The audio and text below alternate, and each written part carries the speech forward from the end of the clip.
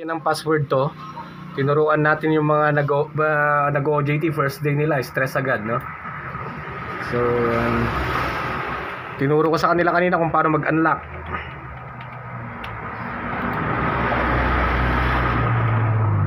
Lagyan natin ng password, then gagawa sila ng Hiren's bootable device, no? Tapos mag-unlock sila.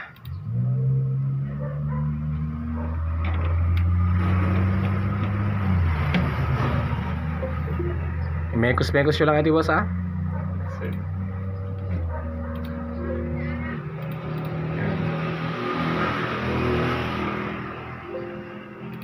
Oh, boss, banat. Tirahin muna. Bago tirahin pa ng iba. Yun, so alam na niya agad. Inopen na agad yung Rufus.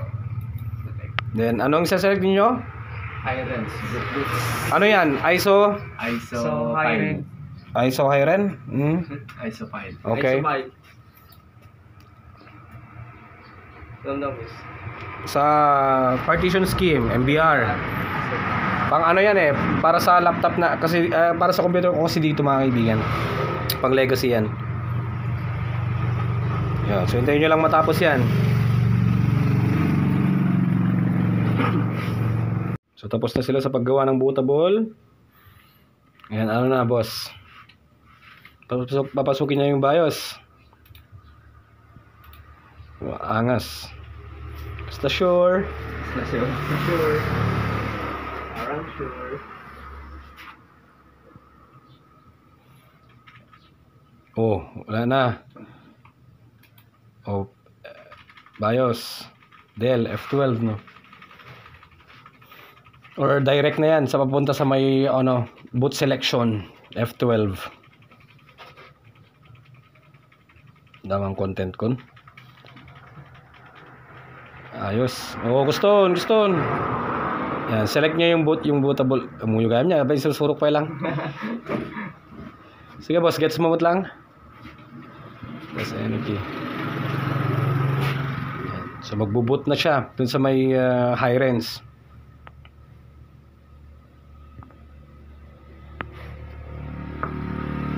Ano mo talaga di na kayang gawanin, di ba?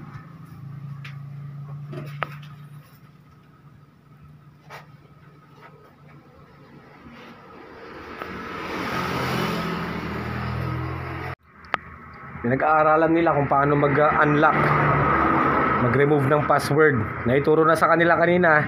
First day nila dito sa shop, mga kaibigan. Ayan.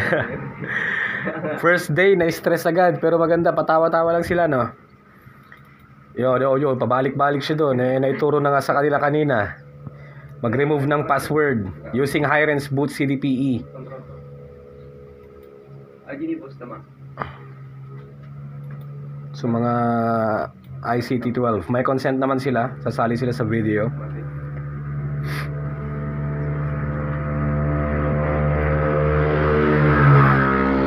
Ano na, boss? Oh, naituro na yan sa kanina.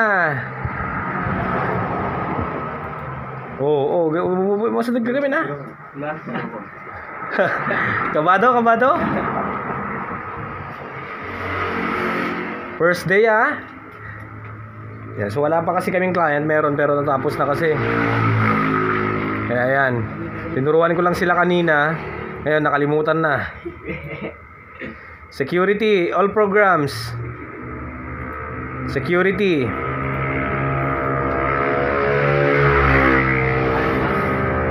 Yun. Next.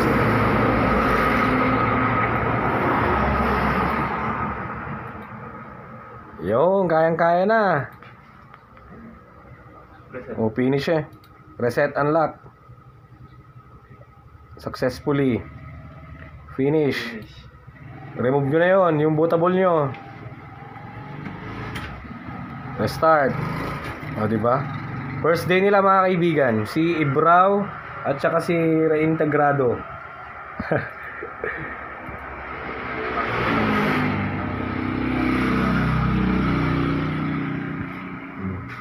Sila kasimple, boss.